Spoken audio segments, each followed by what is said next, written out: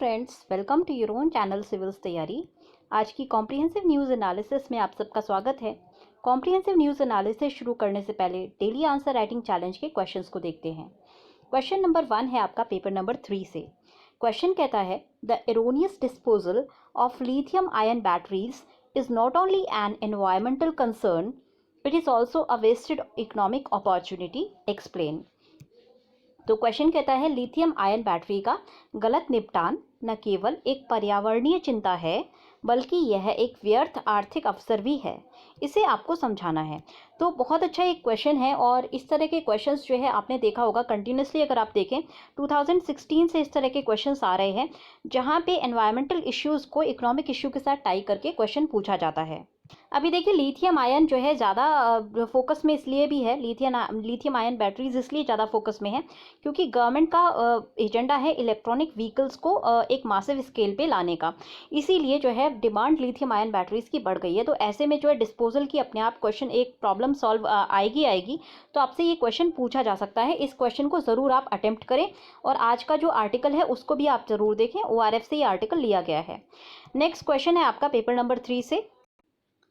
तो आपका second question कहता है Indian cities face a huge challenge of depleting water resources and an upshot in demand. In this context examine the reasons and suggest the remedial actions. तो भारतीय शहरों में पानी के भंडार में कमी और मांग में वृद्धि की एक बड़ी चुनौती है। इस संदर्भ में कारणों की जांच करें और उपचारात्मक कार्यों का सुझाव दें। तो गाइस पिछले साल आपने अगर आप GS पेपर उठा करके देखेंगे तो वहाँ पे वाटर डेफिसिट के ऊपर एक क्वेश्चन आया था वाटर स्ट्रेस को लेकर के। ऑलरेडी वाटर स्ट्रेस को लेकर के क्वेश्चन आ चुका है और ये वाटर का जो चैलेंज है ना अर्बन एरियाज़ में बहुत ही बड़ा चैलेंज है। ऐसे में जितने आपको अच्छे से रेमेडियल एक्शंस मिल सकें उतना आप जो है देखने की कोशिश करें। उसका जो है इस वाले क्वेश्चन में हमें एक अच्छा टेम्पलेट मिल जाएगा इंट्रोडक्शन का। साथ साथ हमें जो है दिल्ली की केस स्टडी मिलेगी। तो दिल्ली की केस स्टडी को हम देखिए काफ़ी जगह दिल्ली का नाम चेंज करके आपको बस सिटीज़ लिखना है। आपका अगर शहरों का क्वेश्चन आता है तो बस आपको सिटीज़ लिखना है। उसके साथ साथ आपको जो डेटा मिल जाएगा उसको आप एड वर्बेटिम मतलब वैसा का वैसा ही कोड करके कह सकते हैं। फॉर एग्जाम्पल इन दिल्ली ये केस है। तो ये आपका जो है आर्टिकल बहुत इंपॉर्टेंट है। आज के दोनों आर्टिकल्स काफ़ी इंपॉर्टेंट हैं। उसके अलावा आज हम द हिंदू के कुछ एडिटोरियल्स भी देखेंगे। तो चलिए शुरू करते हैं। सो गाइस पहला क्वेश्चन हमारा है recycling lithium ion batteries opportunities and challenges. इससे रिलेटेड हमने क्वेश्चन दिया था जहाँ पे बात की थी कि लिथियम आयन बैटरीज को यूज़ करना मतलब अगर उनको ऐसे ही हम डिस्पोज कर देते हैं तो ना केवल वो एक एनवायरमेंटल हैज़र्ड है बल्कि एक लॉस्ट इकोनॉमिक अपॉर्चुनिटी भी है। तो अब हम देखेंगे कि लिथियम आयन बैटरीज को अगर हम रिसाइकिल करते हैं तो क्या क्या अपॉर्चुनिटीज़ हमें उनसे हासिल होगी और फिर क्या चैलेंज है जो रिसाइकलिंग नहीं करने देता। अब अगर हम लिथियम आयन बैटरी को एज इट इज़ बैटरी के बारे में देखें तो एक बहुत सिग्निफिकेंट रोल एक प्ले करता है लिथियम आयन बैटरीज हमारी डे टू डे लाइफ में। आपका मोबाइल फ़ोन से लेकर के बहुत सारे ऐसे गैजेट्स हैं, इक्विपमेंट्स हैं जिनमें हम लिथियम आयन बैटरीज का यूसेज करते हैं। इनका यूसेज ऑलमोस्ट ओमनी प्रेजेंट है हर रिचार्जेबल इलेक्ट्रॉनिक डिवाइस में। जो भी चीज़ आप रिचार्ज कर रहे हैं, फॉर एग्जांपल आप फ़ोन को रिचार्ज करते हैं, आप अपने ब्लूटूथ स्पीकर्स को रिचार्ज करते हैं, आप अपने ब्लूटूथ हेडसेट्स को रिचार्ज करते हैं, तो ये सारी चीज़ें जो है लिथियम आयन बैटरीज को यूज़ करती हैं। फ़ोन टैबलेट लैपटॉप इन सब में जो है लिथियम आयन बैटरीज यूज़ होती है। पर अगर एनवायरमेंटल इम्पैक्ट की बात करें तो लिथियम आयन बैटरी का काफ़ी बुरा एनवायरमेंटल इम्पैक्ट होता है क्योंकि अगर इनको हमने ऐसे ही डिस्पोज कर दिया तो इनके अंदर रिएक्टिव एल्कली मेटल्स होते हैं। आपको पता होगा कि एल्कली मेटल्स बहुत ज़्यादा रिएक्टिव होते हैं और ये इसी वजह से एक मेजर कंसर्न हो जाता है। अब यहाँ अगर हमारे पास एब्सेंस है डिस्पोजेबल मैकेनिज़्म का, अगर हमारे पास अच्छा डिस्पोजेबल मैकेनिज़्म नहीं है तो लिथियम आयन बैटरीज जो हमने स्पेंड कर ली हैं वो लैंडफिल में चली जाती है। मतलब कि हमने अपने डस्टबिन में डाला, डस्टबिन से अल्टीमेटली वो जो है लैंडफिल में जाती हैं। लैंडफिल में जाने से वो कंटामिनेट कर देती हैं लैंड को और लैंड को यूजलेस बना देती हैं। साथ साथ लोकल इकोसिस्टम के लिए भी काफ़ी हार्मफुल होती हैं। जस्ट इमेजिन कीजिए किसी जानवर ने अगर वो लिथियम आयन बैटरी को इंजेस्ट कर लिया तो क्या फ़र्क पड़े, मतलब क्या असर होगा उसके ऊपर। तो ये जो है काफ़ी बड़ा जो है एनवायरमेंटल हैज़ार्ड होता है lithium ion battery. Lithium ion battery की अगर हम बात करें तो इनके अंदर देखिए मेटल के ऑक्साइड्स होते हैं जैसे कि फॉस्फेट के ऑक्साइड हुए, aluminium, copper, graphite, organic electrolytes. उसके साथ साथ हार्मफुल लिथियम सॉल्ट्स होते हैं, पॉलीमर सेपरेटर्स होते हैं, प्लास्टिक और मेटालिक केसेस होते हैं। तो इसीलिए जो डिस्पोजल है इन पोर्टेबल बैटरीज का, इससे जो है काफ़ी बड़ा ज़्यादा इंक्रीज़ हुआ है हमारे इलेक्ट्रॉनिक वेस्ट के अंदर, वेस्ट में। तो ये जो वेस्ट है ये काफ़ी टॉक्सिक होता है। हमने अभी देखा लिथियम जितने भी सॉल्ट्स होते हैं काफ़ी टॉक्सिक होते हैं, और ये जो है सब्सटेंसेस इवेंचुअली, क्योंकि हमने इनका सही से डिस्पोजल नहीं किया, तो इवेंचुअली ये जो है हमारे एनवायरनमेंट में एंटर कर जाते हैं जब इनको हम लैंडफिल में डंप कर देते हैं। तो इससे क्या होता है, इस तरह का जो डिस्पोजल है ये एक बहुत बड़ी एनवायरमेंटल कंसर्न है। उसके साथ साथ अगर हमने इसको जो है बिना डिसमेंटल किए या अच्छे से अगर हमने इसको रिसाइकिल किए बिना अगर हम डिस्पोज कर देते हैं, तो हमारी एक बहुत बड़ी इकोनॉमिक अपॉर्चुनिटी वेस्ट हो जाती है। 70% जो हजार्डस वेस्ट है लैंडफिल में वो ई वेस्ट से आता है, और अप्रॉक्सीमेटली उसकी जो कॉस्ट होती है वो $62.5 बिलियन की होती है। रिसाइकलिंग अगर हम कर देते हैं लिथियम आयन बैटरी का, तो इससे हमारा जो एनर्जी कंजम्पशन है वो रिड्यूस हो जाएगा, नेचुरल रिसोर्सेज का जो वेस्टेज है वो भी कम होगा। पर्टिकुलरली अगर हम लिथियम आयन बैटरी की बात करें तो इकोनॉमिक अपॉर्चुनिटी इसके बाद इसमें बहुत ज़्यादा प्रोमिनेंट है। करंटली अभी हम देखें तो ऑटोमोबाइल सेक्टर प्राइमरली डिपेंडेंट है आपका चाइना, ताइवान और जापान के ऊपर, जहां से लिथियम आयन सेल्स को जो है हम इंपोर्ट करते हैं और उनकी केवल असेंबलिंग जो है इंडिया के अंदर की जाती है। गवर्नमेंट का एक जो प्रायोरिटी एरिया है वो है कि लिथियम आयन सेल्स की जो है लोकलाइज मैन्युफैक्चरिंग होनी चाहिए, मतलब इंडिया के अंदर मैन्युफैक्चरिंग होनी चाहिए। इससे क्या होगा कि जो इलेक्ट्रिक व्हीकल्स होते हैं, ईवीज जो होते हैं, नए इलेक्ट्रिक व्हीकल्स हैं, उनकी कॉस्ट जो है सिग्निफिकेंटली रिड्यूस हो जाएगी। क्योंकि आप देखिए जो इलेक्ट्रिक व्हीकल्स होते हैं उसकी एक बड़ा जो कॉस्ट का सेगमेंट आता है वो लिथियम आयन बैटरीज की वजह से आता है। बट एक जो प्रॉब्लम है वो ये है कि जो नेसेसरी रिसोर्सेज हैं मैन्युफैक्चरिंग के लिए, मतलब जो हमें रॉ मटेरियल चाहिए उनकी या तो बहुत ज़्यादा कमी है, या फिर उनके जो है कॉस्ट बहुत ज़्यादा फ्लक्चुएट करती रहती है। और ये इसलिए होता है क्योंकि जहाँ से ये रिसोर्स किए जाते हैं वहाँ जियोपॉलिटिकल कॉम्प्लेक्सिटीज़ हैं। तो इंडियन माइंस मिनिस्ट्री ने एक स्टेटमेंट दिया था। उन्होंने कहा था कि जो स्ट्रैटेजिक मिनरल्स हमने आइडेंटिफाई किए हैं जिनका बहुत ही कम जो है रिसोर्स बेस है, उनका नाम है कोबाल्ट और लिथियम। ये जो है हमें पार्टनरशिप बिल्ड करने में हेल्प करेंगे मिनरल रिच कंट्रीज से, जैसे कि ऑस्ट्रेलिया से, अफ्रीका से और साउथ अमेरिका से। तो यहाँ से ज़्यादातर हम जो है लिथियम और कोबाल्ट की सोर्सिंग करते हैं, और हमारी जो बैटरीज होती हैं वो लिथियम और कोबाल्ट उनके अंदर एक सिग्निफिकेंट रॉ मटेरियल का काम करता है। लिथियम आयन बैटरीज का अगर हम रिसाइकिल करें तो उससे हमें एक अच्छी अपॉर्चुनिटी मिलेगी कि हम जो है स्विफ्ट डिस्पोजल कर पाएंगे, और अनइंटरप्टेड हमें सप्लाई मिलती रहेगी रेयर बैटरी ग्रेड मटेरियल्स की। क्योंकि आप देखिए जो इनके अंदर मिनरल्स हैं वो ख़राब नहीं हो जाएंगे, तो इनकी अनइंटरप्टेड हमें सप्लाई मिलती रहेगी। क्योंकि अभी अभी हमने देखा जियोपॉलिटिकल कॉम्प्लेक्सिटी की वजह से सप्लाई जो है वेरी कर सकती है। ऐसे में अगर हम रिसाइकलिंग अगर अच्छे से करें और ऑर्गेनाइज रिसाइकलिंग हो, तो उससे हमें एक सप्लाई का जो प्रॉब्लम है वो सॉल्व हो जाएगी। रिसाइकलिंग जो है एक बड़ा चैलेंज है ग्लोबली, क्योंकि ओवर 11 मिलियन टन्स की जो स्पेंट लिथियम आयन बैटरीज हैं वो डिस्कार्ड कर दी जाएंगी बाय 2030। तो एक बहुत ही आप जस्ट इमेजिन कीजिए 11 मिलियन टन्स कितना बड़ा एक अमाउंट है जो कि बैटरीज का डिस्कार्डेड है। इसमें से अगर हम 20% भी अगर एक्सट्रैक्ट कर पाए आयरन मिनरल्स को, तो एक बहुत बड़ी जो डिमांड है हमारी वो रिसाइकलिंग के थ्रू हम सॉल्व कर पाएंगे। तो इसीलिए अगर हम रिसाइकलिंग यूनिट्स बनाते हैं तो उससे जो है रिसाइकलिंग हो पाएगी। फॉर एग्जांपल एक स्टडी की गई थी CSIRO के द्वारा। उसने कहा केवल 2% अगर 3300 टन्स का अगर हम 2% रिसाइकिल करते हैं ऑस्ट्रेलिया के अंदर, तो ये ऑस्ट्रेलिया में स्टडी की गई थी, और ऑस्ट्रेलिया में बताया गया था कि 3300 टन्स वहाँ पे वेस्ट आता है। उसका कितना रिसाइकिल होता है? केवल 2%। और ऑस्ट्रेलिया एक आपकी डेवलप्ड कंट्री है जहाँ पे एनवायरनमेंट के ऊपर बहुत ही ज़्यादा फोकस है। अगर उस जैसी कंट्री के अंदर केवल 2% जो है रिसाइकलिंग होती है, तो आप इंडिया और बाकी कंट्रीज़ की कंडीशन अपने आप सोच सकते हैं कि कितनी कम होगी। और ये जो फिगर है ये शायद ये आपकी जो डिस्कार्डेड बैटरीज हैं इनकी फिगर ऑस्ट्रेलिया के अंदर 1 लाख टन्स हो जाएगी बाय 2036। तो ये स्टडी ये सजेस्ट करती है कि अगर हमने एफिशिएंट रिसाइकलिंग कर ली तो 95% जो बैटरी के कंपोनेंट्स हैं उनको हम मैन्युफैक्चरिंग के लिए यूज़ कर सकते हैं। तो इसी स्टडी में 3 चीज़ें बताई गई। पहली चीज़ केवल जो है 2% रिसाइकलिंग होती है।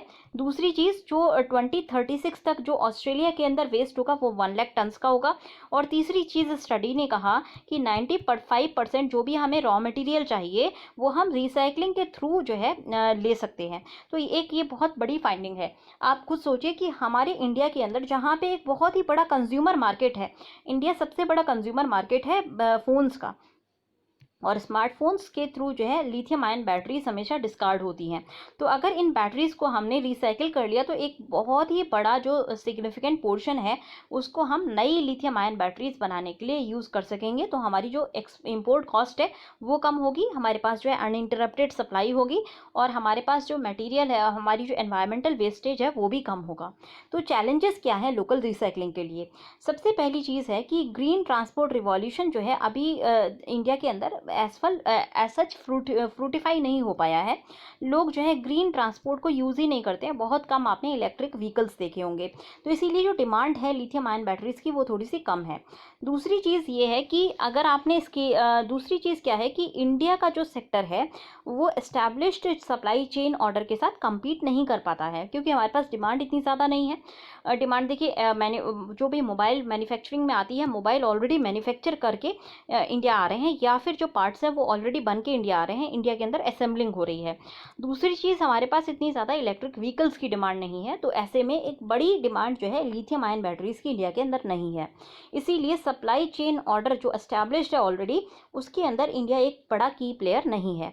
ऐसे में लिथियम और कोबाल्ट को एक्सेस लेना एक काफ़ी ट्रिकी टास्क हो जाएगा, क्योंकि ऑलरेडी जो है ये बहुत कम ज्योग्राफीज़ में पाया जाता है। तो बहुत कम कंट्रीज़ हैं जहाँ पे लिथियम और कोबाल्ट पाया जाता है।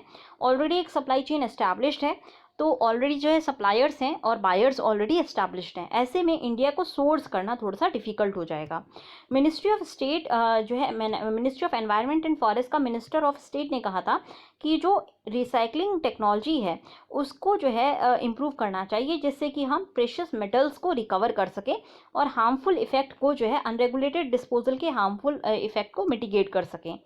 तो इसीलिए क्या किया जा रहा है कि जैसे जैसे प्राइस जो है लिथियम आयन बैटरी का डिक्रीज़ होगा, वैसे वैसे जो है, सो गाइस देखिए, लिथियम आयन बैटरी की जो कॉस्ट है वो डिक्रीज़ हुई है, इसलिए नहीं क्योंकि कॉस्ट जो रॉ मटेरियल्स हैं वो मिल रहे हैं आसानी से, बट इसलिए क्योंकि जो बैटरी टेक्नोलॉजी है उसमें इम्प्रूवमेंट आया है।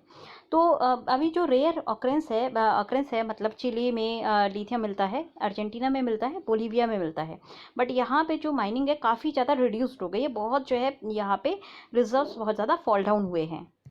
साथ साथ एक दूसरी प्रॉब्लम ये है कि जो हमारा कोबाल्ट है वो प्रीडोमिनेंटली जो है डेमोक्रेटिक रिपब्लिक ऑफ कॉन्गो में मिलता है, और यहाँ पे जो प्रॉब्लम है कि यहाँ से ऑलरेडी देखिए डीआरसी में बहुत ज़्यादा जो है सिविल वॉर जैसी प्रॉब्लम रहती है। उसके अलावा यहाँ पे जो है इलीगल माइनिंग भी होती है, जिससे कि हमारा जो सप्लाई है कोबाल्ट की वो रिड्यूस्ड हो जाती है। अब एनरिचमेंट इन दोनों का, मतलब कि लिथियम का और कोबाल्ट का, इनका एनरिचमेंट केवल चाइना के द्वारा किया जाता है। ये मोनोपोली है चाइना की। तो इसीलिए यहाँ पे एक अनअवॉइडेबल जियोपॉलिटिकल कॉम्प्लेक्सिटी है, क्योंकि चाइना जो है की रोल प्ले करेगा, और क्योंकि इसकी जो सप्लाई चेन में बहुत ही ज़्यादा डीप रूटेड इसका हाथ रहता है। इसी तरह से अगर हम मल्टीपल स्टेट और प्राइवेट कंपनीज़ की बात करें तो उन्होंने कहा है कि वो एग्रेसिवली ईवी का, इलेक्ट्रॉनिक व्हीकल का एडॉप्शन करेंगी। तो इसके लिए हमें अपस्केलिंग करनी होगी सप्लाई चेन्स की, जिससे कि हम बैटरी ग्रेड के मटेरियल्स को प्रोक्योर कर सकें। तो ऐसे में जो ग्लोबल डिमांड है कोबाल्ट की वो इंक्रीज़ होने वाली है, ऑलमोस्ट 11 टाइम्स जो है कोबाल्ट की डिमांड इंक्रीज़ हो जाएगी, और लिथियम की डिमांड भी ऑलमोस्ट इतनी ही इंक्रीज़ होगी, ऑलमोस्ट जो है 3 गुना के आसपास इंक्रीज़ हो जाएगी। ये 2025 तक के हम बता रहे हैं। तो इंडिया की जो डिज़ायर है कि हम ग्लोबल लीडरशिप का पार्ट प्ले करें इलेक्ट्रॉनिक व्हीकल सेक्टर में, इसके लिए बहुत ज़्यादा चैलेंजेस इंडिया को फेस करने पड़ेंगे, स्पेसिफिकली मैन्युफैक्चर में, एनर्जी में और ई वेस्ट रिलेटेड सेक्टर्स में। तो इंडियन कंपनीज़ के पास न केवल कंपटीशन है इन इलेक्ट्रॉनिक व्हीकल मार्केट से, बल्कि हमारे पास जो है डेवलप्ड मार्केट से भी, एग्जिस्टिंग डेवलप्ड मार्केट से भी कंपटीशन फेस करना पड़ेगा, जैसे कि नॉर्वे, चाइना और यूएसए। उसके अलावा जो मोनोपोलीज़ हैं वो बहुत ज़्यादा हैं वैल्यू चेन में, जिससे जिससे कि जो इकोसिस्टम है वो थोड़ा सा हमारा सही से डेवलप नहीं हो पाएगा, और पॉलिसीज़ जो है हमारी इस सप्लाई चेन पे डिपेंडेंट होने की वजह से बहुत ज़्यादा हमारी पॉलिसीज़ के पास हम पॉलिसी स्पेसिंग के लिए हमारे पास कम रहेगी। तो जो सोर्स है रॉ मटेरियल का और मैन्युफैक्चरिंग का लिथियम आयन बैटरीज़ के लिए, ऑलरेडी अगर हम इसको देखें कि अगर हम इस लिथियम आयन बैटरी की अगर हम एक बार रिसाइकलिंग करते हैं तो स्पेंट रिकवर्ड और रिसाइकिल्ड बैटरीज से हम बहुत सारे मटेरियल की सोर्सिंग कर सकते हैं। इससे हमें मल्टीपल बेनिफिट मिलेगा। सबसे पहले अगर हम इंस्टीट्यूशनलाइज कर लेते हैं रिसाइकलिंग सेक्टर को, मतलब कि अगर हम ऑर्गेनाइज बेसिस पे रिसाइकलिंग करते हैं तो सबसे पहली चीज़ है एम्प्लॉयमेंट जनरेशन होगा, इम्पोर्ट बिल हमारा कम होगा, लिथियम आयन का जो फुटप्रिंट है, कार्बन फुटप्रिंट है वो कम होगा। फिर ई वेस्ट सेग्रीगेशन को हम फॉर्मलाइज कर पाएंगे। सर्कुलर इकोनॉमिक मॉडल जो है हमारा क्रिएट होगा। सर्कुलर इकोनॉमी मतलब एक गुड को रिसाइकिल करके हम इकोनॉमी में यूज़ करते रहते हैं, दोबारा गुड जो है बाहर से नहीं आ रहा, ऐसी इकोनॉमी को सर्कुलर इकोनॉमिक मॉडल कहा जाता है। तो ये सारे हमें बेनिफिट्स मिलेंगे अगर हम रिसाइकिल करके और यहाँ से हम रॉ मटेरियल की सोर्सिंग करें। तो रिसाइकलिंग मॉडल जो है एनकरेज करेगा लूप को, मटेरियल के लूप को क्लोज करने के लिए, और इससे हम बेटर कंपोनेंट्स भी डिज़ाइन कर पाएंगे, क्योंकि जो हमारे रेयर मेटल्स हैं उनको हम यूज़ कर सकते हैं, रीयूज़ कर सकते हैं बेनिफिट के लिए सेक्टर के, और उसके साथ साथ हम इनोवेशंस भी कर सकते हैं जिससे कि हमारा जो रिकवरी रेट हो वो ज़्यादा से ज़्यादा हो सके। अब अगर हम एनर्जी एफिशिएंसी की बात करें तो जो रिसाइकल्ड मेटल्स होते हैं काफ़ी एनर्जी एफिशिएंट होते हैं।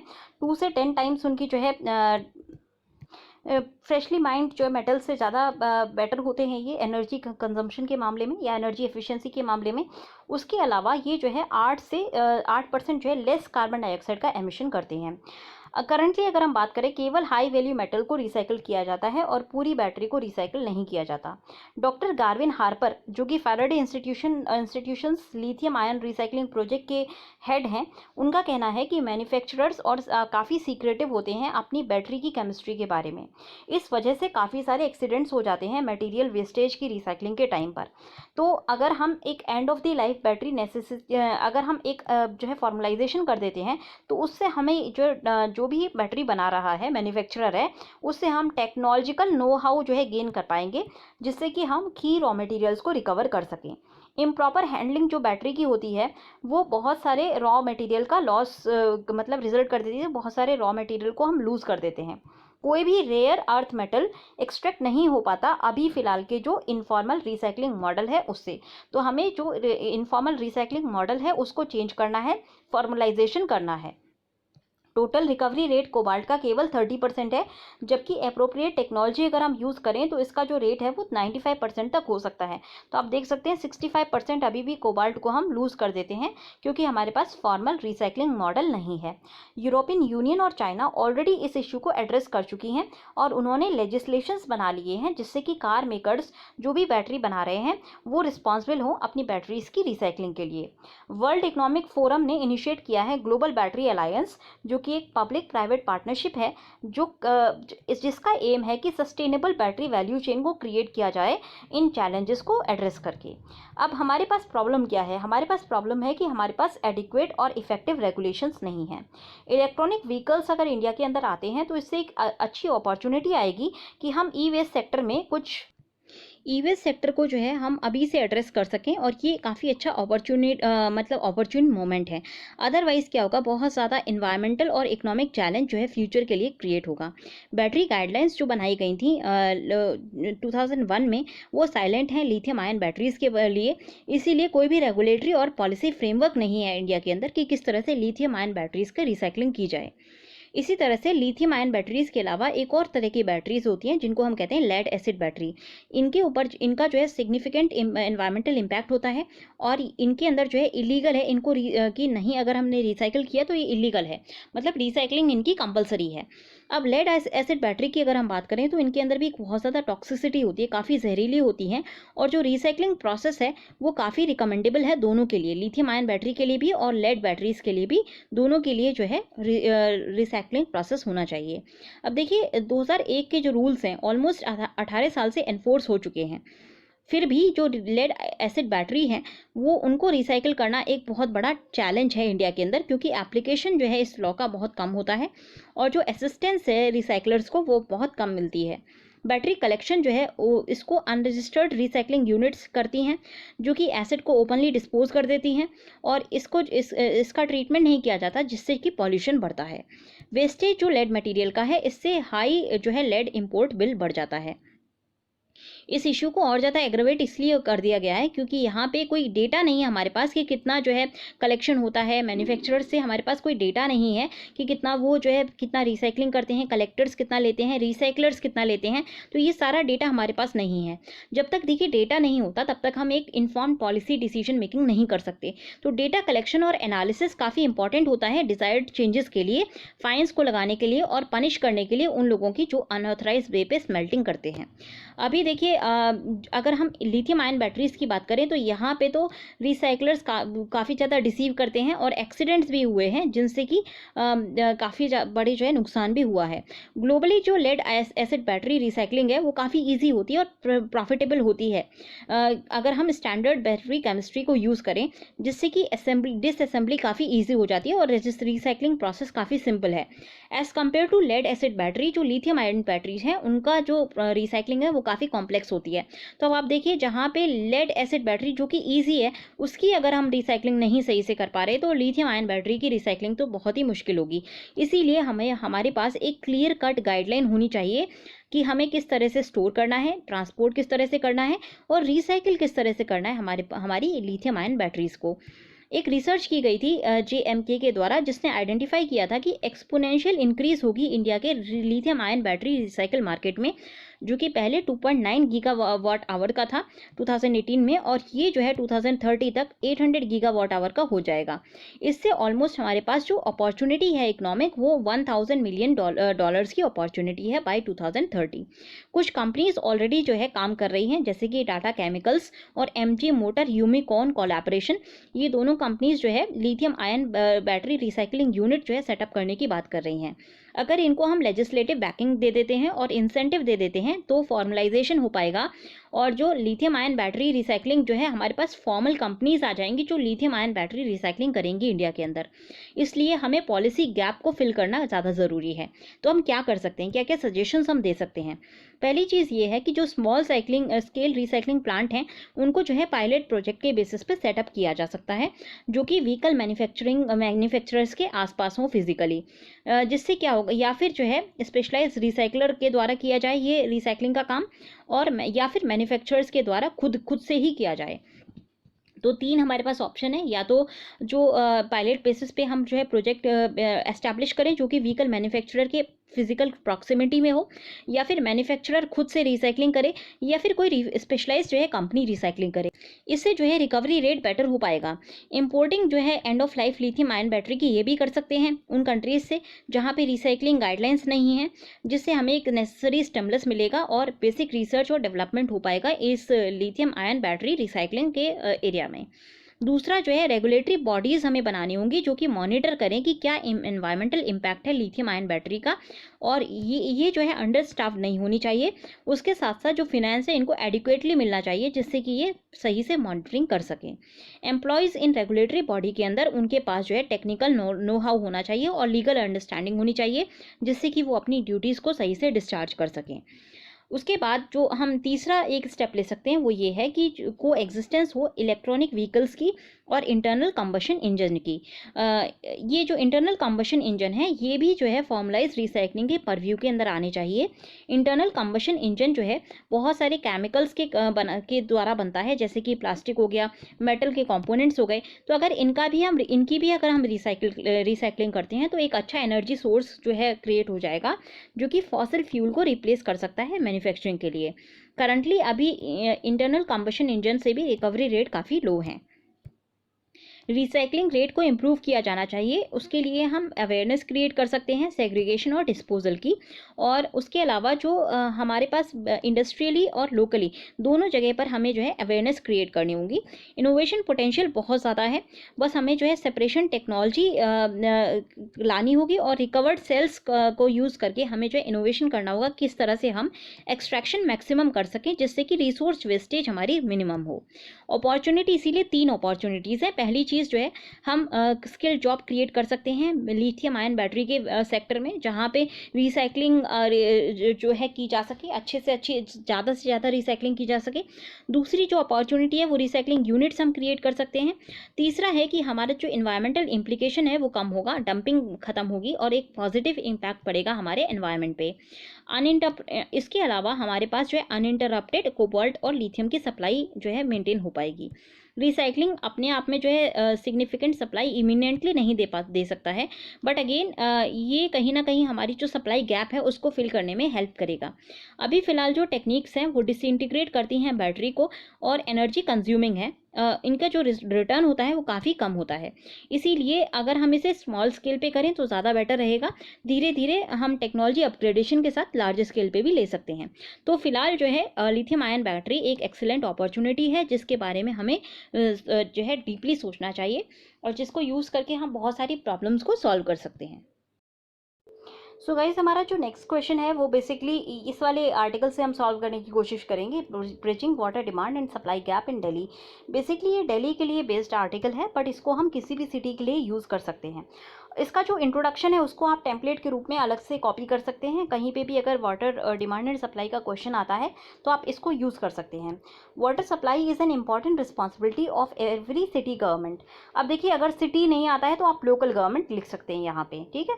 तो लोकल एरिया गवर्नमेंट की जो है रिस्पॉन्सिबिलिटी होती है कि वो वाटर सप्लाई को दे सके। जो मेथड फॉलो होता है डिलीवरी इस एसेंशियल सर्विस को डिलीवर करने के लिए, ये क्रिटिकल फैक्टर होता है ये डिटरमाइन करने के लिए कि वाटर सप्लाई सिचुएशन उस कंट्री, उस पर्टिकुलर सिटी में या उस पर्टिकुलर लोकेलिटी में कैसी है। ग्लोबल डिफरेंसेस काफ़ी जो है ऑब्जर्व किए गए हैं इसमें। कुछ गवर्नमेंट्स एक ऐसे लेवल पर रीच कर चुकी हैं जहाँ पे जो पाइप वाटर सप्लाई है वो हर कंज्यूमर तक अवेलेबल है राउंड द क्लॉक, और वाटर सप्लाई जो है सूटेबल है ड्रिंकिंग के लिए। इसका मतलब ये हुआ कि टैप वाटर हमेशा अवेलेबल होता है और कोई भी पर्सन इस टैप वाटर को यूज़ करके पीने का काम इससे कर सकता है। वाटर जो सप्लाई किया जाता है पाइपलाइंस के थ्रू वो बेस्ट डिलीवरी मेथड होता है, क्योंकि यहाँ से क्लीन और रिलायबल सप्लाई हमें मिलती है पानी की। बट अनफॉर्चुनेटली सारी सिटी गवर्नमेंट्स ऑफ जो विश्व की हैं वो इस तरह की परफॉर्मेंस को डिस्प्ले नहीं करती। बहुत सारी सिटीज़ में सिटीजन्स को बहुत सारी प्रॉब्लम्स फेस करनी पड़ती हैं पानी रिसीव करने के लिए डेली बेसिस पर। इंडिया की सबसे पॉपुलस कैपिटल सिटी की अगर हम बात करें जो कि दिल्ली है, वहाँ पे बहुत सारी वाटर रिलेटेड प्रॉब्लम्स हैं। तो आप यहाँ पे इंडिया की मोस्ट पॉपुलर सिटीज़ की बात कर सकते हैं। India's most popular cities exhibit many water related problems. आप यहाँ दिल्ली ख़त्म भी कर सकते हैं अगर दिल्ली से रिलेटेड क्वेश्चन नहीं आएगा तो। वैसे दिल्ली से रिलेटेड क्वेश्चन नहीं आएगा, सिटीज़ से रिलेटेड क्वेश्चन आएगा। तो India's most popular cities exhibit many water related problems. जो डेटा है बहुत सारे एस्पेक्ट पर, ये हमें समझने में हेल्प करता है कि किस तरह से सिटी की जो है सिनेरियो है वाटर के बेसिस पर। तो यहाँ पे आप कुछ एरियाज़ को यूज़ कर सकते हैं। For example in Delhi only 17% households do not only about 17% households do not have access to piped water supply. ये आप कोट कर सकते हैं, ये जो है डेटा आपका फैक्ट बुक में आप डाल सकते हैं। सिटीज़ के बारे में आए तो आप फॉर एग्जाम्पल के साथ यूज़ करके आप लिख सकते हैं। For example in Delhi about 17% households do not have access to piped water supply. अब ये जो हाउस होल्ड हैं ये ज़्यादातर जो है अनप्लान्ड और अनऑथराइज कॉलोनीज़ में सिचुएटेड हैं, स्लम्स में सिचुएटेड है, जो कि बहुत सारे पार्ट्स ऑफ सिटी में एग्जिस्ट करते हैं। यहाँ पे जो लॉज हैं वो अलाउ नहीं करती कि इन एरियाज़ में बेसिक सर्विसेज दी जाए, और क्योंकि ये जो है एरियाज़ काफ़ी अनप्लान्ड और इलीगली जो है स्ट्रक्चर्स यहाँ पे बनाए जाते हैं, इसीलिए इन एरियाज़ को खाली छोड़ा गया है, लेफ्ट आउट है ये। टाइम के साथ साथ ये रियलाइज़ किया गया है कि जो भी अनऑथराइज कॉलोनीज़ हैं उनको रेगुलराइज किया जाना चाहिए, और यहाँ पे जो रेसिडेंट्स हैं उनको प्रॉपर एक्सेस मिलना चाहिए सभी बेसिक सर्विसेज का। इसीलिए वर्क जो है रेगुलराइजेशन का वो चालू कर दिया गया है, इंफ्रास्ट्रक्चर बिल्डिंग की जा रही है और सर्विस प्रोविजन मतलब एक्सपेंशन किया जा रहा है पाइप वाटर का और सीवर नेटवर्क का। अभी अगर हम बात करें जिन हाउस होल्ड्स में पाइप्ड वाटर कनेक्शन नहीं है तो वहाँ पे जो पानी मिलता है वो वाटर एजेंसी जो है टैंकर के थ्रू भेजती है। तो ये सिर्फ दिल्ली की बात नहीं है, सभी सिटीज़ की बात है। जहाँ पे भी पाइप्ड वाटर नहीं है वहाँ पर जो पानी सप्लाई होता है वो टैंकर्स के थ्रू सप्लाई होता है। बट अगर टैंकर के थ्रू पानी सप्लाई किया जाए तो कंज्यूमर्स को बहुत ज़्यादा प्रॉब्लम्स डिफ़िकल्टीज़ फेस करनी पड़ती हैं। सबसे पहली डिफ़िकल्टी है कि स्ट्रगल होता है पानी को कलेक्ट करने के लिए। टैंकर जो है इरेगुलर होते हैं, इनएडुकेट होते हैं, पूरा नहीं आता इनमें पानी, फिर इम्प्योर होती है सप्लाई टैंकर के द्वारा, और ये सारी जो है कॉमन प्रॉब्लम्स हैं। इसके अलावा लोग जब लाइन में खड़े होकर के पानी कलेक्ट करने की कोशिश करते हैं टैंकर से, इससे उनका जो है बहुत सारे घंटे पानी कलेक्ट करने में ही खर्च हो जाते हैं, जिसकी वजह से उनके जो लाइवलीहुड्स हैं उस पर इफेक्ट पड़ता है। दूसरी हैंड पे अगर हम देखें, जिन हाउस होल्ड्स में पानी मिलता है, जहाँ पे पाइप नेटवर्क है, वहाँ पर भी जो है वो अलग चैलेंजेस हैं। पहला चैलेंज तो ये है, केवल 2 से 4 घंटे जो है पानी आता है। दूसरी चीज़ जो सप्लाई है वो इंटरमिटेंट है, मतलब कभी आ गया कभी नहीं आया, तो इसीलिए पानी भर के रखना पड़ता है। फिर पानी का प्रेशर बहुत ज़्यादा लो होता है और क्वालिटी जो है काफ़ी ख़राब होती है। बहुत कम हाउस होल्ड्स हैं। दिल्ली की अगर हम बात करें तो केवल 3 कॉलोनीज़ हैं दिल्ली में जो प्लांट हैं, जहाँ पे 24/7 पानी की सप्लाई की जाती है, वो भी पब्लिक प्राइवेट पार्टनरशिप में पायलट प्रोजेक्ट के बेसिस पे की जा रही है। तो इससे हम कह सकते हैं, इस पूरे डिस्कशन से हम ये कह सकते हैं कि जो सिटी रेजिडेंट्स हैं उनको बहुत कम पानी मिलता है अलग अलग सोर्सेज से। उनको जो है लीगली वो उनको जो है अलाउड नहीं है कि वो इलेक्ट्रिक पंप्स इंस्टॉल करें पानी को पुल करने के लिए, बट वो ऐसा करते हैं। म्यूनसिपल पाइपलाइन से पानी को अपने घरों में पुल करने के लिए लोगों ने घरों में इलेक्ट्रिक पंप जो है इंस्टॉल करके रखे हुए हैं। ये प्रैक्टिस जो है एडवर्सली अफेक्ट करती है वाटर प्रेशर को लाइन के अंदर, और इससे जो सप्लाई है बाकी कंज्यूमर्स के लिए वो और ज़्यादा अफेक्ट होती है। इसको कंट्रोल करने के लिए फिर उसके अलावा एक प्रॉब्लम है इम्प्योरिटी की। इवन पाइप्ड वाटर में नेटवर्क में भी इम्प्योर वाटर जो है सप्लाई किया जाता है, और सबको जो है इसीलिए वाटर प्यूरिफिकेशन सिस्टम यूज़ करना पड़ता है। कुछ कंज्यूमर और टैंकर माफिया इवन जो है इलीगल एक्सट्रैक्शन करते हैं ग्राउंड वाटर का, और ये प्रैक्टिस काफ़ी बड़ा एक कंसर्न है स्पेसिफिकली, क्योंकि ग्राउंड वाटर लेवल जो है दिल्ली में और बाकी सिटीज़ में भी बहुत ज़्यादा फॉल डाउन हुए हैं। ऑलमोस्ट आप फिर एग्जाम्पल दे सकते हैं। For example in Delhi they have fallen to over 40 metres. अब एक और जो वाटर रिलेटेड इशू ऑब्जर्व किया गया है वो है इरेगुलरिटी वेस्ट वाटर को हैंडल करने की। ऑलमोस्ट जो 80% वेस्ट वाटर है जो कि ड्रेन्स में जाता है कंजम्पशन के बाद, उसको जो है उसकी रीप्रोसेसिंग नहीं होती है, सीवरेज नेटवर्क नहीं है, ट्रीटमेंट प्लांट्स प्रॉपरली काम नहीं करते, और इसीलिए जो पानी है वो बिना रीयूज़ किए, बिना सेफली डिस्पोज किए जो है अपने हमारे जो रिवर्स हैं उनमें डिस्पोज कर दिया जाता है। दिल्ली का फॉर एग्जांपल आप डेटा दिखा सकते हैं। दिल्ली का डेटा शो करता है कि 22% जो दिल्ली की पॉपुलेशन है वो सीवरेज नेटवर्क के द्वारा कवर्ड नहीं है। सीवरेज नेटवर्क से कवर नहीं होने की वजह से जो अनट्रीटेड वेस्ट वाटर है वो ड्रेन्स में डायरेक्टली जो है डिस्चार्ज होकर के वो नदियों में डिस्चार्ज होता है और बाकी सर्विस बॉडी में जाता है। इससे जो आपकी एक जो आपका जो ड्रिंकेबल पोर्टेबल वाटर है वो पॉल्यूट होता है। उसके अलावा जो पुअर कम्युनिटीज़ हैं उनकी हेल्थ भी ख़राब होती है, क्योंकि कुछ ऐसी पुअर कम्युनिटीज़ इनफॉर्मल सेटलमेंट के रूप में रिवर कोर्स के आसपास रहती हैं। फिर उसके अलावा जो सीवरेज नेटवर्क का मेंटेनेंस अगर सही से नहीं होता है, जैसे कि कुछ सीवर्स के अंदर होल्स हैं और उनको जो है मैनुअली क्लीन किया जाता है, तो इससे जो है सैनिटेशन वर्कर्स का कई बार जो है बीमार पड़ जाते हैं, मर जाते हैं। तो अब हम इस गैप को कैसे फिल कर सकते हैं? कुछ आइडियाज़ हैं जो कि इवन दिल्ली जल बोर्ड के द्वारा परस्यू किए जा रहे हैं, जिनको हम दे सकते हैं। पहला जो एग्जांपल है जिसको हम पहला जो आइडिया है जिसको यूज़ करके वाटर सप्लाई हम मेंटेन कर सकते हैं सिटीज़ में, वो है कि हम पानी वाटर को जो है अरेंज करें नेबरिंग वाटर सरप्लस स्टेट्स से। बहुत सारे जो रॉ वाटर है वो बहुत सारी रिवर्स जो है अपस्ट्रीम रिसीव करती हैं, कैनाल्स रिसीव करते हैं दिल्ली के आसपास नेबरिंग स्टेट्स में, जैसे कि यूपी में, हरियाणा में, हिमाचल प्रदेश में। दिल्ली के पास एडिक्वेट सरफेस या ग्राउंड वाटर नहीं है उसकी टेरिटरी में। समर्स के वक्त जो है डिमांड काफ़ी हाई होती है और स्टेट्स जो है सप्लाई कर्टेल कर देते हैं अपनी रिक्वायरमेंट्स मीट करने के लिए। इसीलिए एक मेथड जो है हमें डेवलप करना चाहिए जिससे कि हम ज़्यादा पानी जो है ऑब्टेन कर सकें उन स्टेट से जो कि दिल्ली के आसपास लोकेटेड हैं। तो ये चीज़ हम बाकी सिटीज़ के अंदर भी कर सकते हैं। अब देखिए यहाँ पे हमने लिखा है नेबरिंग स्टेट्स, हम उसको नेबरिंग स्टेट्स और नेबरिंग सिटीज़ या नेबरिंग एरियाज भी लिख सकते हैं यहाँ पे, ठीक है। तो आप स्टेट्स की जगह नेबरिंग स्टेट्स के कॉमा करके नेबरिंग एरियाज कॉमा स्टेट्स, तो ये लिख सकते हैं। जहाँ पे भी सरप्लस है वहाँ से आप एक अच्छा अरेंजमेंट कीजिए जिससे कि कंटिन्यूसली सरप्लस वाटर को सिटी की तरफ डाइवर्ट किया जा सके। दूसरा जो एक इम्पॉर्टेंट काम है, इससे देखिए कुछ हद तक आपकी सप्लाई मेंटेन हो पाएगी, इस पर पूरा डिपेंडेंट होने की ज़रूरत नहीं है। दूसरी एक बड़ी चीज़ जो हमें करनी है वो वाटर बॉडीज़ का रिवाइवल है।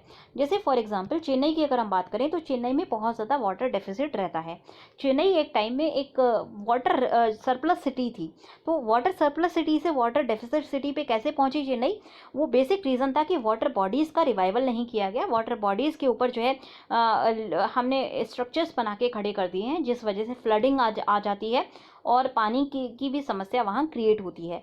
तो हमें क्या करना है, जो वाटर बॉडीज़ हैं जो कि वेस्ट हो चुकी हैं, उनको हमें जो कि ड्राई हैं या फिर डेब्री से भरी हुई हैं, जिनके अंदर सीवेज या सॉलिड वेस्ट भरा हुआ है, उनको जो है हम साफ़ करके नेचुरल जो रेन वाटर का फ्लो है वहाँ पे मेंटेन करने की कोशिश करें, उनको साफ़ करें और उनको रिवाइव करने की कोशिश करें। वहाँ पे जो भी अनप्लान्ड कंस्ट्रक्शन है या जो भी एनक्रोचमेंट है उसको हटाया जाए। उसके अलावा यहाँ पे जो है नई वाटर बॉडीज़ भी हम क्रिएट कर सकते हैं, आर्टिफिशियल वाटर बॉडीज़ भी क्रिएट की जा सकती हैं। तीसरा जो इम्पॉर्टेंट चीज़ हमें करनी है वो रेन वाटर हार्वेस्टिंग करनी है। अगर हम सिटीज़ की बात करें इंडिया में, तो सिटीज़ जो है बहुत सारी सिटीज़ बहुत अच्छा जो है पानी average annual rainfall almost 600 millimetre के आसपास रिसीव करती हैं, बट बहुत कम जो पानी है वो हार्वेस्ट किया जाता है। रिवर हार्वेस्टिंग सिस्टम केवल जो है इस वक्त दिल्ली जल बोर्ड की प्रॉपर्टीज़ पर है या गवर्नमेंट प्रॉपर्टीज़ पर अवेलेबल है। Government private schools, hospitals, housing societies, residential colonies और कुछ इंस्टीट्यूशंस में ये पाया जाता है। अगर कुछ जगह जहाँ पर ये इंस्टॉल भी है वहाँ पर फंक्शनल नहीं है। तो ऐसे में रेन वाटर हार्वेस्टिंग सिस्टम को यूज़ करके हमें ग्राउंड वाटर रिचार्ज करना चाहिए, या फिर टैंक में जो है फिर इसके अलावा टैंक में रिस्टोर इसको नहीं करना चाहिए, क्योंकि इससे क्या होता है कि वाटर क्वालिटी ख़राब हो जाती है।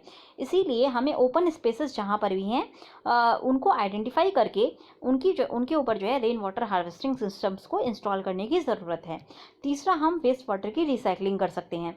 ट्रीटमेंट और रिसाइकलिंग अगर हम वेस्ट और ड्रेन वाटर की करें तो उससे जो है वाटर अवेलेबिलिटी बढ़ सकेगी और डिपेंडेंसी जो है सरफेस या ग्राउंड वाटर सोर्सेज पे कम हो पाएगी। हमने अभी बताया था कि वेस्ट वाटर जो जनरेट होता है उसको ट्रीट नहीं किया जाता है, तो वेस्ट वाटर जनरेशन और ट्रीटमेंट गैप ऑलमोस्ट जो है 247 उसका है, एमजीडी का है केवल दिल्ली के अंदर। अगर हम बाकी सिटीज़ की बात करें तो एक बहुत बड़ा गैप होता है जनरेशन में और ट्रीटमेंट में।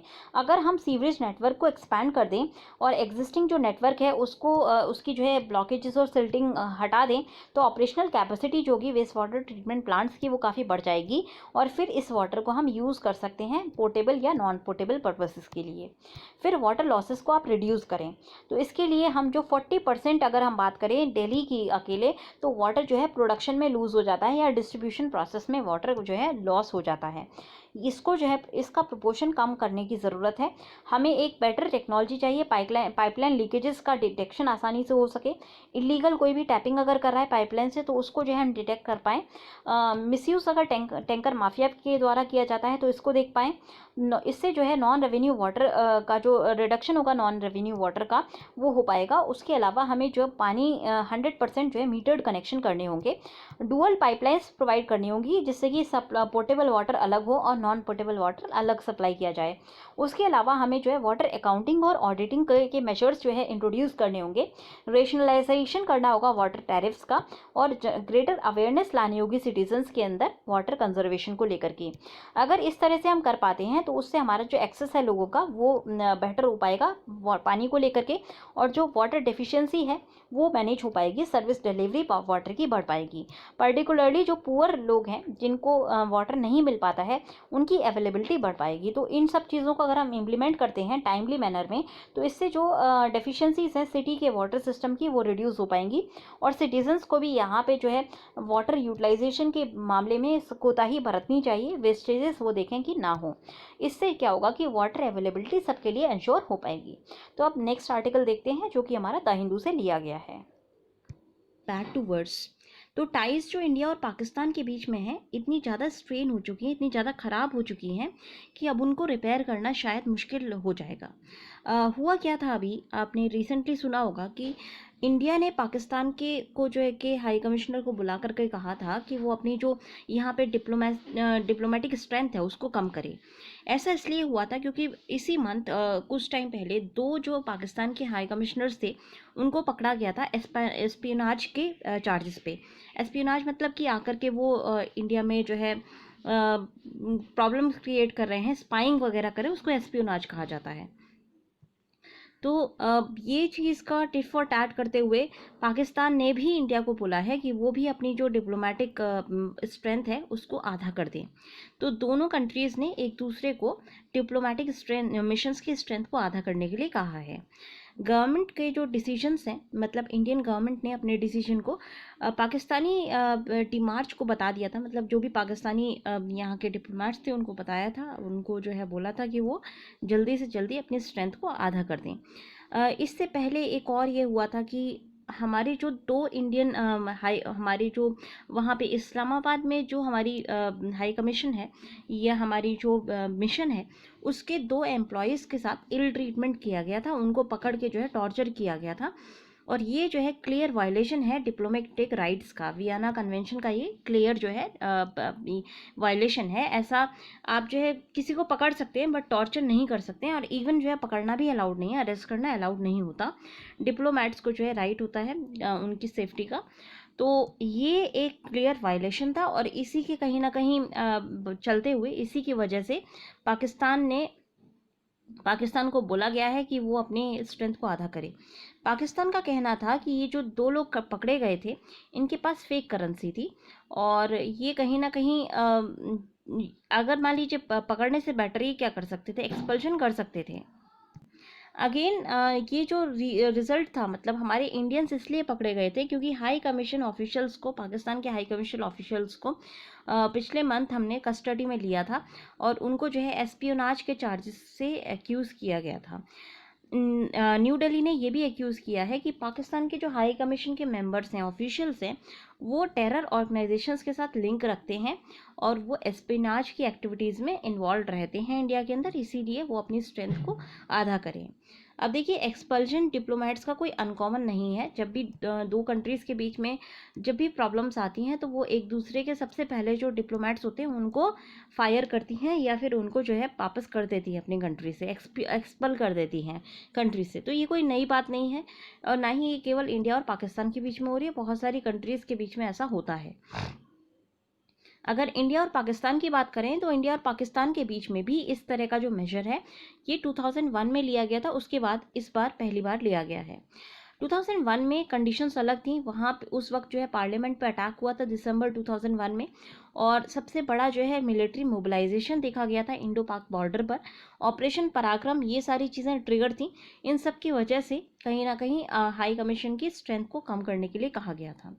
फाइनली क्या हुआ कि टाइज को सही करते हुए अटल बिहारी वाजपेयी जी पाकिस्तान की विजिट पे गए थे सार्क समिट में 2004 में, और उसके बाद जो है समझौता एक्सप्रेस वगैरह चलाई थी, जिससे कि जो संबंध थे काफ़ी अच्छे हो गए थे, और धीरे धीरे डिप्लोमेट्स को ग्रेजुअली जो है बुला लिया गया था।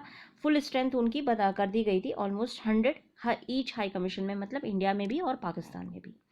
अभी अगर हम लेटेस्ट डिसीजन की बात करें, जो अभी इंडिया ने डिसीजन लिया है और सब्सिक्वेंटली पाकिस्तान ने जो डिसीजन लिया है, ये जनरल डाउनस्लाइड दिखाता है रिलेशंस में पिछले साल से।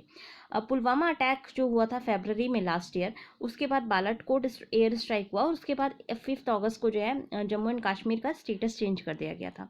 ये उसके अलावा जो आर्टिकल 370 है उसको जो है हटा दिया गया था।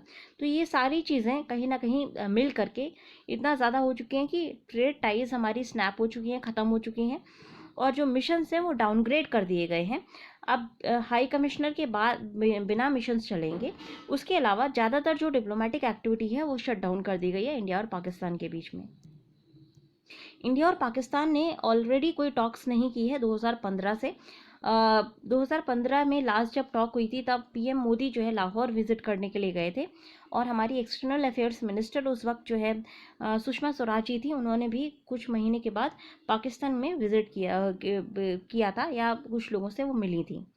उसके बाद जितनी भी स्पोर्टिंग और कल्चरल एक्सचेंजेस हैं वो ख़त्म कर दिए गए हैं। वीज़ाज जो है रेयरली ग्रांट होते हैं एक दूसरे कंट्री को, और बहुत कम एक्सेप्शंस हैं जहाँ पर वीज़ा ग्रांट होता है।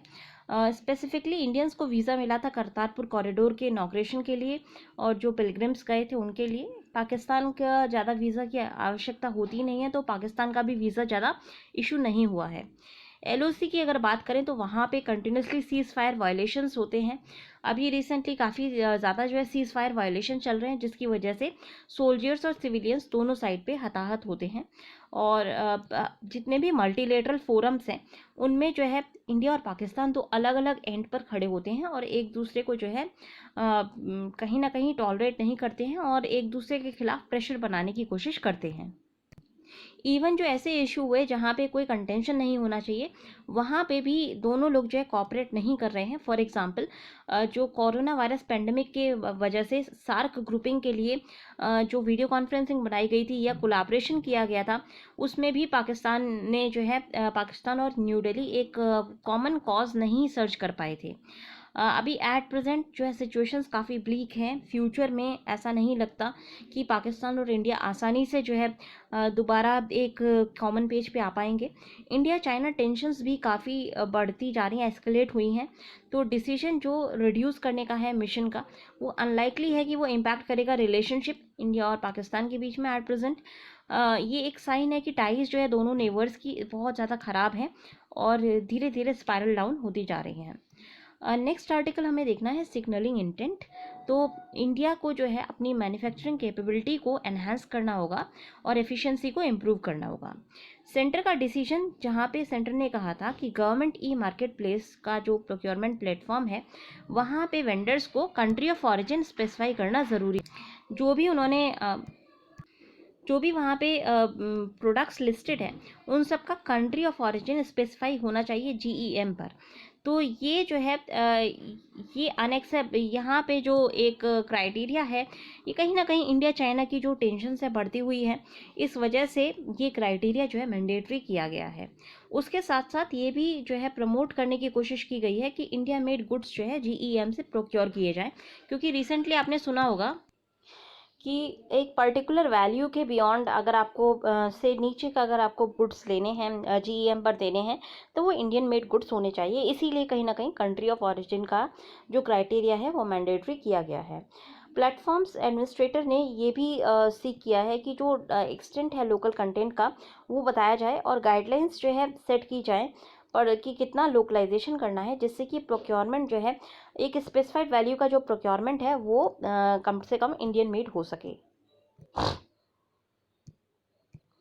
बट अगर इसकी आप टाइमिंग देखेंगे ना तो ये कहीं ना कहीं यहाँ पे 3 चीज़ें हुई हैं। कोविड-19 का पैंडमिक है, सेल्फ रिलायंस के लिए हमारा जो पुश है वो बढ़ रहा है, और तीसरी चीज़ जो बॉर्डर टेंशंस हैं वो चाइना के साथ अभी कंटिन्यू कर रही हैं। ऐसे में गवर्नमेंट का इस वक्त जो ये अनाउंसमेंट करना है, इससे बहुत सारे क्वेश्चंस खड़े होते हैं। गवर्नमेंट कोशिश कर रही है कि हमारा जो शेयर है मैन्युफैक्चरिंग में वो बढ़ सके, but make in India programme का जो थर्स्ट था मैन्युफैक्चरिंग के लिए, उसमें जो है इन्वेस्टमेंट का बूस्ट नहीं हो पा रहा है। बेसिकली जो कटिंग एज टेक्नोलॉजी है, ये एक्सपोर्ट ड्रिवन इंडस्ट्रीज़ हैं, केवल उनके ऊपर जो है हमारा बहुत ज़्यादा इन्वेस्टमेंट नहीं हो पा रहा। तो कहीं ना कहीं हमारा जो इन्वेस्टमेंट है वो फ्यूचरिस्टिक ना हो करके प्रीडोमिनेटली कहीं ना कहीं इंपोर्ट सब्स्टिट्यूशन हो रहा है। आप देखिए अभी अगर गवर्नमेंट कहती है कि कंट्री ऑफ ऑरिजिन बताइए, बाई चांस कोई चीज़ जो है ताइवान से आई है तो गवर्नमेंट बोलेगी कि नहीं, इसकी जगह हम इंडियन मेड गुड्स को प्रोक्योर करेंगे। तो हमने क्या किया, जो हमारा इम्पोर्ट था उसको सब्स्टिट्यूट करके हमने डोमेस्टिक कंजम्पशन को जो है यहाँ पे बढ़ावा दिया है। तो ये जो इम्पोर्ट सब्स्टिट्यूशन है हम पहले भी देख चुके हैं 1990s से पहले कि इम्पोर्ट सब्स्टिट्यूशन जो एक पॉलिसी थी नेहरू की, वो बहुत बड़ा एक फेलियर था। अब दोबारा हम वो गलती हमें नहीं करनी चाहिए। प्रीडोमिनेंटली जो हमें गुड्स बनाने हैं वो एक्सपोर्ट ओरिएंटेड गुड्स होने चाहिए, एज टेक्नोलॉजी जो ड्रिवन गुड्स होने चाहिए। कटिंग एज टेक्नोलॉजी जो है हमें वो चीज़ें लेकर के आनी है। अगर इनमें हम मेक इन इंडिया करते हैं तो वो ज़्यादा सक्सेसफुल होगा। अब सेल्फ रिलायंस और ग्रेटर लोकलाइजेशन का जो थ्रस्ट होता है, उससे कहीं ना कहीं हमारी जो ग्लोबल कॉम्पिटिटिवनेस है वो इरोड हो सकती है। और दूसरी चीज़, हमारी जो इंडियननेस है उसके ऊपर जो है हम फोकस करेंगे। क्वालिटी या कॉस्ट, ये दो चीज़ें ऐसी हैं जो कहीं ना कहीं हमारे, क्योंकि अगर हम इंपोर्ट्स कम करेंगे तो कहीं ना कहीं क्वालिटी और कॉस्ट, इन दो चीज़ों को खामियाजा भुगतना पड़ेगा। या तो हमें ख़राब क्वालिटी मिलेगी या महंगी कॉस्ट मिलेगी। तो ये दो चीज़ें ऐसी हैं जहाँ पे अब गवर्नमेंट को रीलुक करना चाहिए, इवन हमें एज एन इंडियन रीलुक करना चाहिए कि हम क्या चाहते हैं।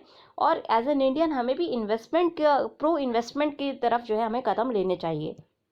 अपनी सेविंग्स को बढ़ा के धीरे धीरे इन्वेस्ट करना चाहिए, जिससे कि हमारी जो इंडस्ट्रीज़ है उनको एक बूस्ट मिल सके। गवर्नमेंट का जो मूव है कि GEM पोर्टल के ऊपर जो कंट्री ऑफ ओरिजिन आना चाहिए, इससे कहीं ना कहीं आइडेंटिफिकेशन हो पाएगा और सब्सिक्वेंटली बॉयकॉट हो पाएगा चाइनीज़ प्रोडक्ट का। स्पेसिफिकली ये चीज़ जो है प्राइवेट ई-कॉमर्स प्लेटफॉर्म्स के ऊपर भी कही गई है कि वहाँ पे भी कंट्री ऑफ ओरिजिन बताना है। तो धीरे धीरे इंडियंस जो है स्पेसिफिकली बॉर्डर टेंशन जब हाइटेंड है, ऐसे में एक जो मूड है कंट्री का वो बॉयकॉट चाइनीज़ गुड्स वाला है। तो उससे क्या होगा, धीरे धीरे जो लोग हैं वो चाइनीज़ गुड्स को जो है ई-कॉमर्स प्लेटफॉर्म से बॉयकॉट कर पाएंगे। तो ये जो ट्रेड टाइज का वेपनाइजेशन है, स्पेसिफिकली जब हम रिलायंट है काफ़ी ज़्यादा चाइना के इम्पोर्ट्स के ऊपर, ये न केवल स्मार्टफोन्स तक लिमिटेड है, बल्कि बहुत सारी हम लो कॉस्ट इलेक्ट्रॉनिक्स उनसे इंपोर्ट करते हैं, हैवी मशीनरी इंपोर्ट करते हैं, और सबसे बड़ी बात है कि हमारे 68% जो एक्टिव फार्मास्यूटिकल इंग्रेडिएंट्स हैं वो चाइना से इंपोर्ट होते हैं। तो यहाँ पे एक हमें डीकपलिंग करने की ज़रूरत है, फेज मैनर में हमें जो है छोड़ना चाहिए। एकदम से अगर हम उसको जो है बंद कर देते हैं, रैंप अप करते हैं, अगर हम बहुत ज़्यादा ड्यूटीज़ लगाते हैं तो वो चीज़ें हमारे लिए महंगी हो जाएंगी। स्पेसिफिकली जब हम एक पैंडमिक को फाइट कर रहे हैं, ऐसे में हम एक्टिव फार्मा इंग्रेडिएंट्स की कमी जो है इस वक्त मतलब हम इस पोजीशन में नहीं है कि हमारे पास APIs की कमी आए। तो ये एक डबल एज सॉर्ड होती है, जहाँ पे बेनिफिट से ज़्यादा प्रॉब्लम्स भी क्रिएट हो सकती हैं। इंडिया के जो ड्रग मेकर्स हैं वो अपने आप को कोशिश करते हैं कि वो इस वक्त अपनी जो फार्मास्यूटिकल स्ट्रेंथ है उसको बढ़ा सके, उसके साथ साथ जेनेरिक जो ट्रीटमेंट है वो हम दे पाते हैं, और इसके लिए हम काफ़ी ज़्यादा डिपेंडेंट होते हैं अपने चाइना के ऊपर। 70% जो हमारा जेनेरिक ड्रग्स का APIs आते हैं, एक्टिव फार्मास्यूटिकल इंग्रेडिएंट्स आते हैं, वो चाइना से आते हैं। उसके अलावा अगर हम बात करें डिपेंडेंसीज़ की, तो हम बहुत ज़्यादा डिपेंडेंट है। आप सोलर पैनल्स को ले लीजिए, चिप्स को ले लीजिए, इलेक्ट्रॉनिक आइटम्स को ले लीजिए, APIs को ले लीजिए, तो इंडिया ज़्यादा डिपेंडेंट है चाइना के ऊपर as compare to China being dependent on India. हालांकि घाटा देखिए चाइना का भी होगा, ऐसा नहीं है कि चाइना को कोई नुकसान नहीं पहुंचेगा, बट लेकिन इंडिया को या तो फिर बाकी मार्केट्स में ये चीज़ें सोर्स करनी चाहिए। एकदम से डीकपलिंग करने से काम नहीं बनता है, हमारे पास ऑप्शंस होने चाहिए, उसके बाद डीकपलिंग करें, और पहले अपनी इंडस्ट्रीज़ को प्रमोट करें, उसके बाद डीकपलिंग करें, तो एक बेटर स्ट्रैटेजी होती है। फेस्ड मैनर में डीकपलिंग करनी चाहिए। पहले जो है सॉफ्टवेयर, धीरे धीरे हार्डवेयर, और फिर जो है हमारी जो जेनरिक गुड्स हैं, बाकी जो एसेंशियल कमोडिटीज़ हैं, उनकी डीकपलिंग करें तो वो ज़्यादा बेहतर रहेगा। तो GEM का जो मूव है कंट्री ऑफ ओरिजिन पे, ये सिंबॉलिक एक मूव है। अब पॉलिसी मेकर्स को कहीं ना कहीं टोन डाउन करना होगा अपने ट्रेड लिंक रिटोरिक को, और डिप्लोमेट्स और मिलिट्री नेगोशिएटर्स को साथ साथ जो है टाइज स्मूथन करने का कोशिश करनी चाहिए। बट अगेन आप चाइना एक ऐसा नेबर है जिसके ऊपर आप ट्रस्ट नहीं कर सकते हैं। अभी देखिए 15 को जो डेडली क्लैश हुआ था, वहाँ पे सबसे जो इनका एक टेंट बना था हमारा नो मैंस लैंड के अंदर, उसको इंडिया ने डिस्ट्रॉय कर दिया था। अगेन वो टेंट कल की सेटेलाइट इमेजरी में आपको दिखाया गया है कि वो टेंट वापस वहाँ पे बिल्डअप कर रहे हैं।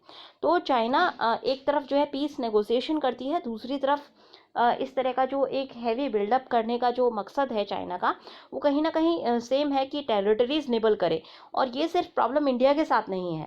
आपने अभी न्यूज़ में आई डोंट नो, इस न्यूज़पेपर में वो हाईलाइटेड नहीं है, बाकी न्यूज़पेपर्स में आप देखेंगे तो आपने देखा होगा कि नेपाल की बहुत सारे गांव, ऑलमोस्ट 7 विलेजेस को जो है चाइना ने धीरे धीरे अपनी टेरिटरी के अंदर मिला लिया है। तो चाइना का जो लैंड ग्रैबिंग का एक आदत है, सलामी स्लाइसिंग जिसको बोला जाता है, उसकी वजह से एक प्रेशर देखिए इंडिया के ऊपर पड़ेगा ही पड़ेगा। उसके साथ साथ हमारे लिए ये ज़रूरी है कि हम डीकपल करें, तो इसमें कोई दो राय नहीं है कि हम डीकपल करें, बट अगेन डीकपलिंग करनी हमें धीरे धीरे ज़रूरी होगी। उससे पहले हमें अपनी स्ट्रेंथ बिल्डअप करनी होगी, मैन्युफैक्चरिंग बिल्डअप करनी होगी, और उसके लिए हमें थोड़ा टाइम चाहिएगा। इन मीडियम टर्म ये हो पाएगा, एकदम शॉर्ट टर्म में ऐसा करना पॉसिबल नहीं होगा। तो आज के डिस्कशन में इतना ही। अगर आपको पसंद आया हो तो लाइक करना ना भूलें। Thanks a lot and have a good day.